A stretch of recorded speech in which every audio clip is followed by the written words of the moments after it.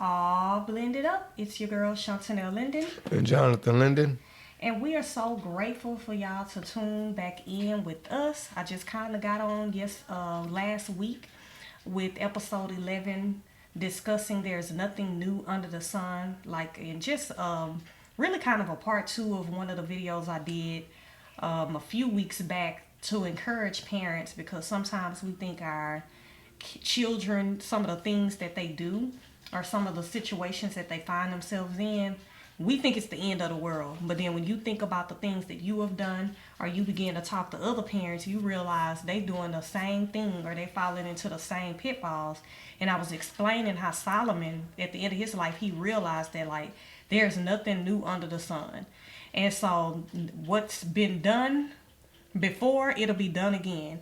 And I think each generation figures that out once they begin to get older. But every child feels as though they're reinventing the wheel. And so that was an awesome segment. We encourage y'all to go back, check it out, as well as our other episodes, introducing ourselves, and just some good stuff that we're putting out there to help other parents that may not have had a platform like this.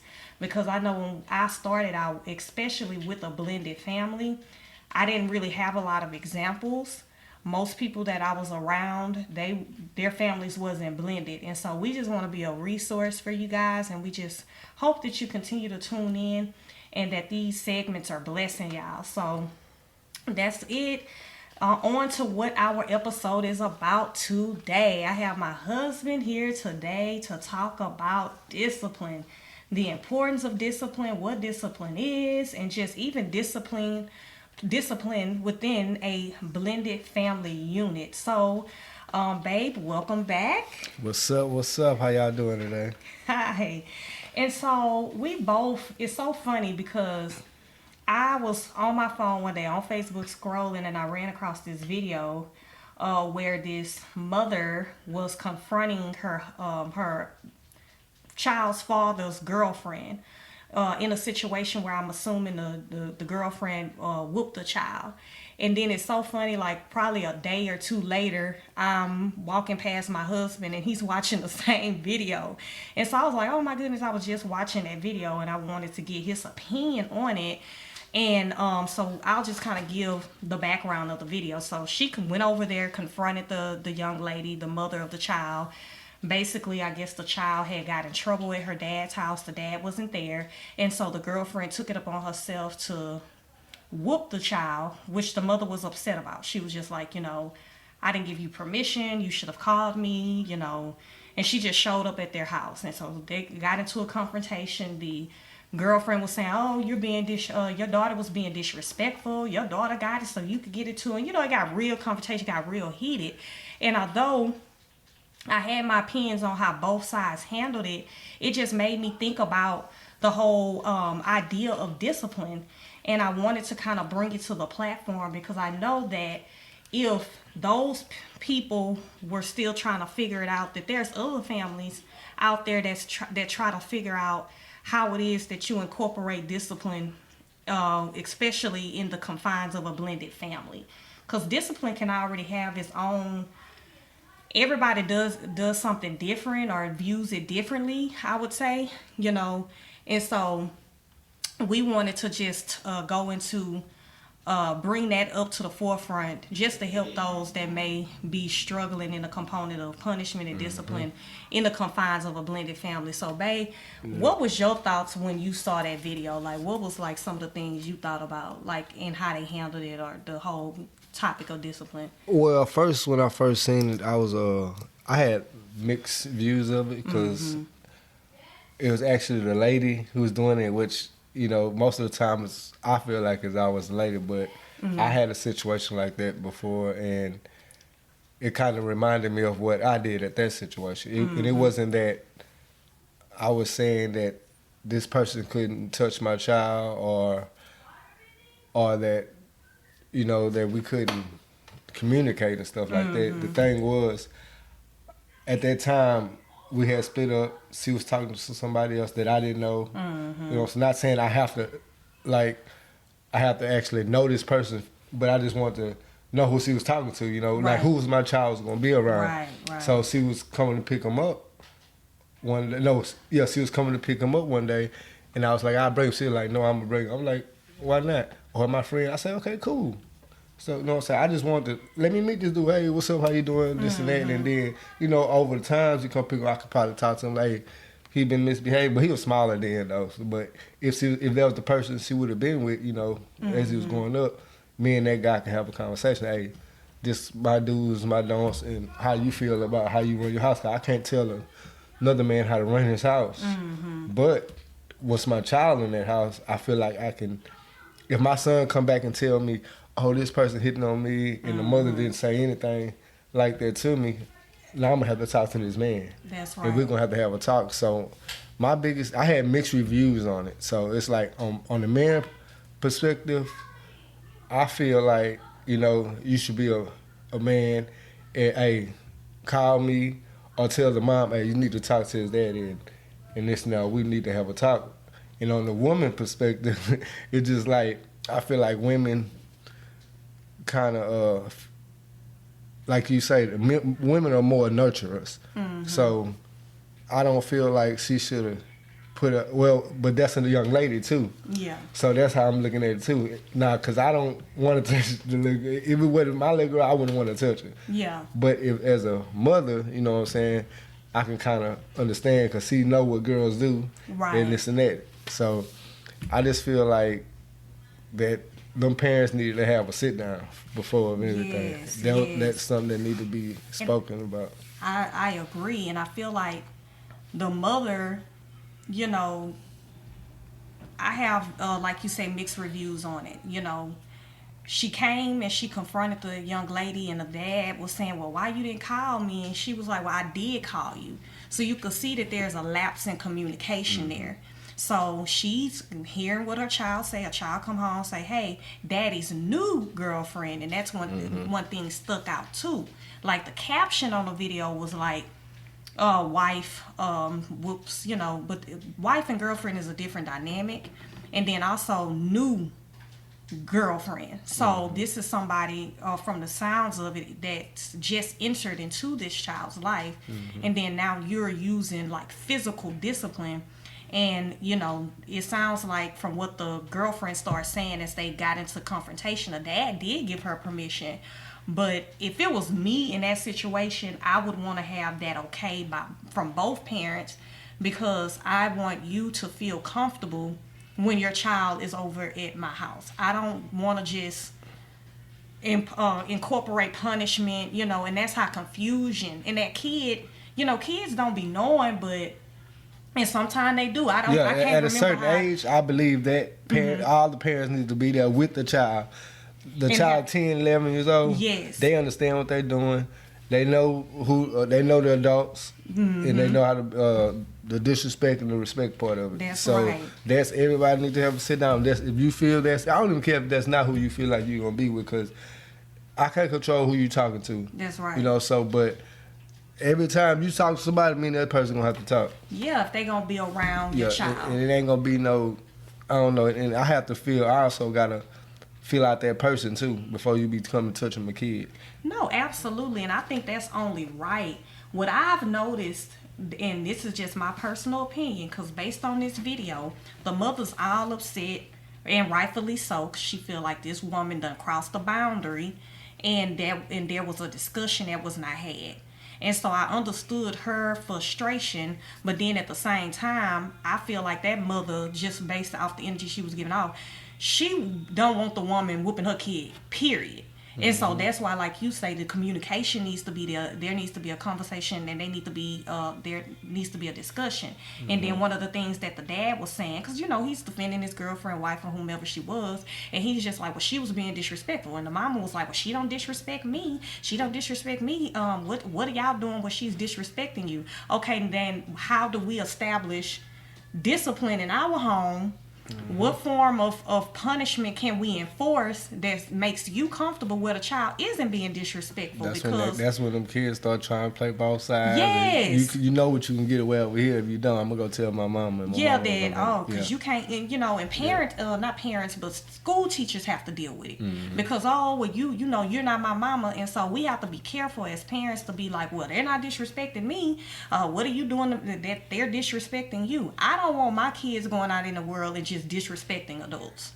That's something I think we both agree on. Like, okay, you're respecting me, but then you're at the school disrespecting the teacher, or you at your auntie house disrespecting your auntie. Like, that's not okay. And so as the mother, I would have had to sit down also with my child. Now, I probably would have addressed the issue like, hey man, like, I don't even know you like that to be whooping my kid. But I also would be letting that child know, even in my home, that you don't need to be disrespecting adults. Now, if it's something that's going on that you need to talk about to me, then you come to me, and then I'll talk to that adult, and we, do it that way. But you don't be disrespectful, because you are setting your child up for failure. Because we live in a society, there's rules. I don't care where you go. You're on the highway. You gotta abide by the rules of that highway. Whether you get away with it 10 times speeding, on I-10, because, that's the freeway where we from. On I-10, you may get away with it all the time, but it's going to be that one time where that police is sitting out in the cut and you don't see them, and they're going to pull you over, and guess what? You're going to get a speeding ticket. So we don't want to set our children up for failure that they can't just buck in authority. And I feel like in this generation, we're seeing that so often. And so that was one of the things that I got from that video. It's like, man, y'all don't have an open point of communication. Then even on the dad's part, the mother was saying, well, I've tried to call you, and she kept saying, okay, because he was like, why you just showing up in my house? Why you just showing up? She was like, I called you, you didn't answer the phone. And he was like, we can have a conversation, da da da. She said, okay, well, answer your phone. When I call you, answer your phone when it pertains to the child. And so you could tell that probably a lot of the confusion could have been. But it started off with the family, with the mom and the dad too. And that's another thing. Them kids see that, they having miscommunication, the child gonna have a miscommunication with the next person. But let's get deeper into this, because I was just thinking about something. And you said generation, right? Yeah. So the generation that's before us, remember when they say that I whoop your butt and then take you home? And then your parents gonna come home and whoop you again. Yeah. See, that's why generations things have changed. Cause I remember that's when our mama them, that used to happen to them, and when it got to us, it kind of happened. It depends. It'll be the certain people that can touch us and stuff like that. Then you have some people that's just, don't touch my child. You don't touch my child. And then now is the time that, and I see this a lot, and I know the reason why is because a lot of these parents, and I say myself now, you're 30 years old, a grandfather, a grandmother. Yeah. So you got a whole different perspective of, because you down there, you ready to fight with your kids. Now, a grandma out there trying to fight with your kid at the school. Yeah. You 37 years old, 35 years old, you in there trying to fight 18-year-olds because you grew up with this child. You had this child at 15, 16 years old. So, and that child kind of looking at you, and that child actually looking older than you sometimes. Yeah.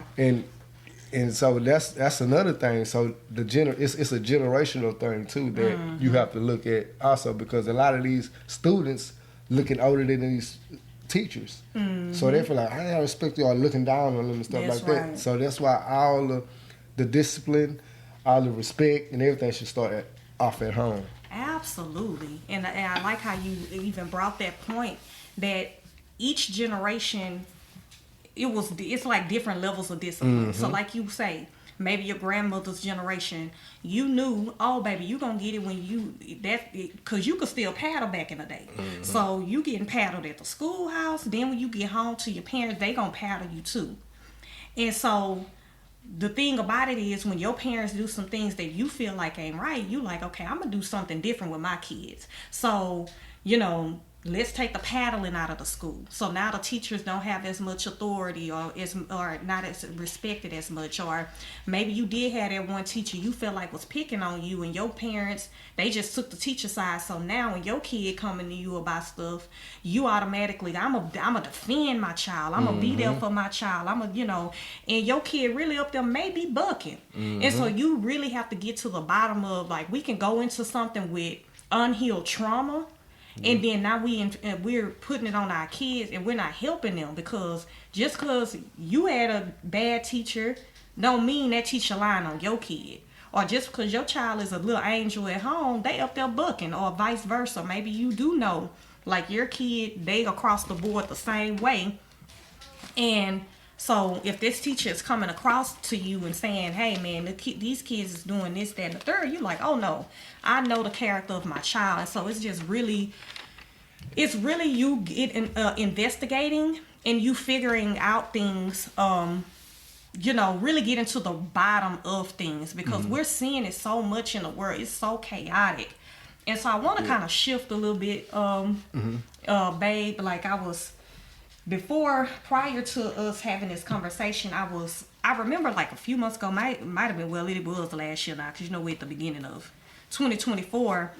I was in this group with mothers and stuff like that, and they were talking about discipline and punishment. And one of the things that the lady pointed out is that in the English language, you kind of use discipline and punishment interchangeably. And I was like, okay, I never thought about that. And so honestly, I went and looked up what punishment meant in the Bible and what discipline meant in the Bible. So discipline in the Old Testament meant like iniquity, punishment, fault, mischief, or sin. And then some other words was like perversity, depravity, guilt of punishment. And so when I also looked at what it meant in the New Testament, it meant instruction, correction, chasten, chastisement, check, bond, doctrine, or rebuke. I was just looking for that. Yes, okay. That's what I was looking for. Yeah, that's what I was looking for. And what I noticed is because I think I was looking at the KJV, Bible got different translations. When you look in other translations, like the word instruction is in a replace for discipline. And so I think sometimes we jump straight to punishment, because punishment, when I looked that up, it was about, dang, I had it written down, but I don't know what I did with it. But yeah, punishment is like, is it right here? Hold on, y'all.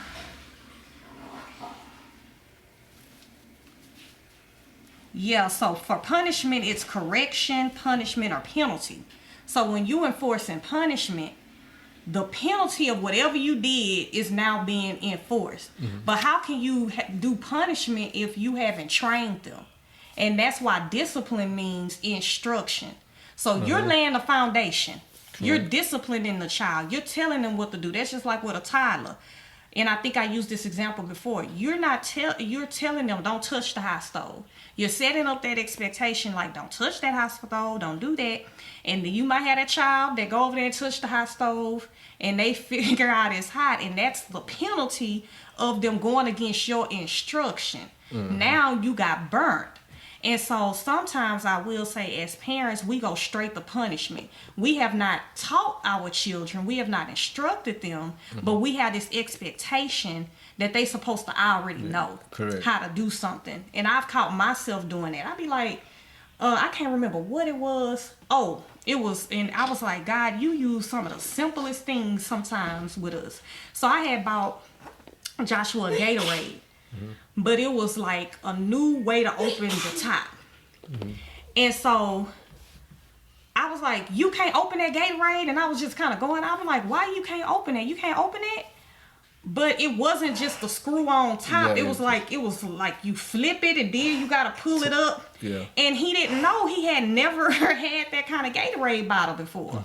And so it was like in that moment, Lord was like, show him how to open it. Like you fussing at him like about opening it, but you haven't showed him how to do it. And I think sometimes us parents can jump the gun and go straight into punishment, but we have not instructed our children. So what's some stuff you got on that? No, basically, I was going to get into it. I was looking for, I believe it's in Psalms, I believe, but I'm just going to I was going to go to how God give us instructions, and we always feel like we either already know or we just try to do it our way. Yeah. And God, as in, he always, one thing he's about discipline. What's the other one? It's discipline and punishment. Yeah, discipline and punishment. So it's like when you don't do the things he asks you to do, or you don't believe like he asks you to believe in and have that faith that you do, you always find yourself in a bind. Yeah. And, it be the simplest things. Like, it's just like we do things naturally, you know what I'm saying, and not realizing it. Just like, common example, bills. Yep. You have to pay these bills at a certain time. Yep. But what you do, you're like, oh, I just put this off, and then you get that late payment. Yep. So now you're paying more than what you, and so that's the same thing in life. When you don't obey God's word, you have to, in the long run, you're going to pay for it. That's true. And it happens, and we naturally do it. So one thing that we do, just like we need the Bible to have faith, these kids are looking at us and they basically having faith in us that we do the right thing so they can go and do the right thing. That's right. But if you don't do the right thing, they're going to do what you do. That's right. So you can't blame nobody. You have to look at the mirror. And you can look at yourself. Man, that's time. so good. Yeah. Because the thing about it is, and I think we may have even mentioned this on the podcast before. You get at older dodge where it's like, don't do as I do, but do as I say. And it's just like, no, children are going to model what you do. You could be telling them all the right things in the world, but they're looking at what you do. Think about your toddlers. Those of you who maybe have a toddler or kids, just think back. And like my little girl, this little girl does everything I do. And sometimes it's annoying because, like, for instance, I used this example before. She got in my body butter. My brother just replaced my butter again. And thank you, bro. His girlfriend makes it. And so I left it, I started cleaning up and I left it sitting on our couches have cup holders. I come back. She had put 2 big old claw fingers in my butter again and had the body butter all over her hands. So I had to wash her hands and I'm so mad. I'm like, you done got in my body butter again. But it's like, sis, you didn't learn from the first time? Put it up high because she see you getting lotioned up. She trying to lotion up. And so I can tell her, don't touch my body butter. But she's seeing me use it. So in her little mind, she's trying to use it too. Now, of course, you do have to teach your children boundaries. Like, okay, this is for me. This is for you. That's not for you. But she's learning. So right now, she's just modeling what it is that she see. So she see mama doing that. She's trying to do the exact same thing. And so that's just another nugget for parents. Yeah. Don't sit up here and just be telling your kids the right thing to do, but then your actions are displaying something else. And I also saw like a video one day. That don't just go for the younger kids either, because the older kids, as they get older, like I have an 18, Jonathan. He 18, but it's crazy that he's still doing stuff that he see me do. Well, I feel like he's seen me do it because just like he started driving now, he got his license, now he's driving. So I let him drive the car to the store and came back. And you know how the car make the sound when the seatbelt not buckle, right? Yeah. So I got in the car, like after he came from the store, I went in the car. Why he got the seatbelt already buckled? So he's sitting on top of the seatbelt so it won't sound. Oh my gosh. So I remember doing that before. I'm like, ain't this something? So you just ain't gonna ride with the seatbelt on. So it was crazy. I'm like, this dude 18 years old and you don't want to ride with the seatbelt. But I remember my grandmother did not like, because the top part, she don't like going over her chest. Yeah. So she used to do that. So I remember doing it. So you started doing it, now your child doing it, and that just see the cycle. Your grandma been gone, for how long. Yeah. And that's something that done been passed down. Y'all don't know where y'all see. And it's something simple like that, man, and you don't even realize it. Like, it be the little things that we do that our kids can pick up on. So it just goes back to the older Dodge, man. Don't throw that out. If you want your children to model something differently, then you have to display that thing. And the reality about it is, too, even if you're doing everything right, or you feel as though you're doing everything right, this child has their own mind. Yeah. They have their own mind. They have their own way, and they kind of they gotta get out there. We wanna spare them because we feel like I done been through it. I don't want you to go through it. So you try to spare them, but at the same time, you have to let them sometimes touch that stove. They gotta get that touch that stove, get that discipline, that chastisement. Yes, because we do it to the Lord. Like, we do it all the time. Like you say, God give us an instruction, which is another word for discipline. Mm-hmm. We don't do it. And he may give us chance after chance after chance after chance after chance, because the word say he's long suffering. He don't want to see anybody perish. He don't want to see anybody be lacking anything. But then at some point he like, okay, go out there. Then you get beat up or whatever. You start going through things. You see the penalty. You start to see that the instructions that are laid out in the word is not for. Because some people be like, oh, man, when you get saved, you can't do nothing. Mm-hmm. But as I've gotten older, I understand more of the instructions that's laid out in the Bible. It's like, it's to help you. Like, some of this stuff is just to really help you. Is this a word? Is to simplify your life. Yeah, to make things simple. Yes, because when let's use the topic of sex. And so a lot of times, when you get to be a teenager and maybe your parents, they didn't really talk to you about it. They just told you don't do it or don't have babies or any of those things. And they didn't really go into why not. But the Bible gives you instructions, but look at the consequences. So many families are like ours that is blended. And our family is beautiful. I wouldn't trade it for anything. But the thing about it is, look at what comes with it.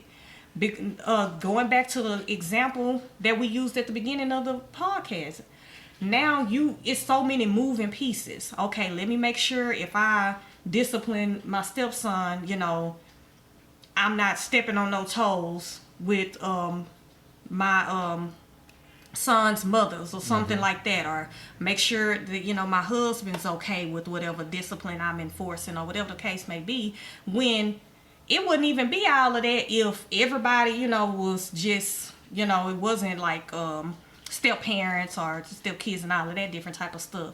And so the Lord, when he put these things in place, it was for your good, because he don't want you to have to go through things. And then let's just be honest, some people got what we call baby mama, baby daddy drama. So you trying to move on and you're trying to co-parent correctly, but the other one, they just spazzing out. Mm-hmm. And so now you're having to deal with something that you wouldn't have had to deal with if you had followed the instructions that the Lord laid out to say, hey, wait until you get married. Have kids within the confines of a marriage. And I know it's going to be those naysayers out there. Oh, people get divorced. That is true too. But a lot of times, it's not because somebody got a divorce that they're in a blended family. It's because you had a girlfriend or a boyfriend and y'all was fornicating and a baby came as a result. Then you broke up because it didn't last forever. Mm-hmm. Now, a person that is no longer that otherwise you wouldn't have had in your life. Now you are attached. You're tethered to that person for the rest of your life because y'all have a common person, and that's your child. But thank God that he is merciful. Thank God that he is a forgiving God. But I just wanted to bring that up because God gives us instructions. He disciplines us. He has these instructions laid out for us to make our life, like my husband say, more simple. Mm-hmm. We complicate things and then we be mad like, dang, and then we go back to the Lord complaining, and the Lord like, I didn't tell you to get in that. You did that. You made that choice. He give you free will. There you go. I was just about to say that. Like, we give you free will. I give you free will. I'm not going to jump down your throat. I want you to obey my laws and my rules because you want to obey them, not because I'm down your throat with it. And so, man. You have a choice not to. Yeah. No, facts. Right. So, anything else you wanted to No, add? that's everything. Thank y'all for listening to us tonight and this evening. And we enjoy you. Until next time, my name is Jonathan Linden. And Shantanell Linden with all Blend it up.